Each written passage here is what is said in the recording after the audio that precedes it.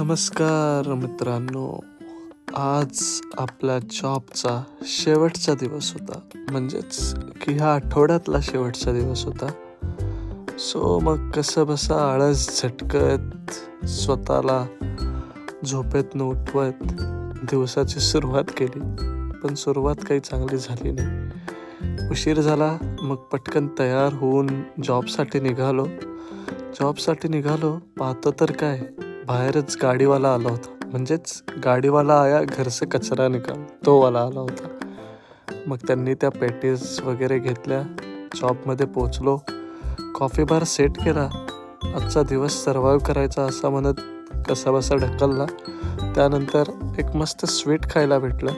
ते खाऊन चेकआउट केलं. चेकआउट करताना आपल्याला आपलं नेहमीचं आवडीचं आपलं ग्रोसरी स्टोअर लागलं.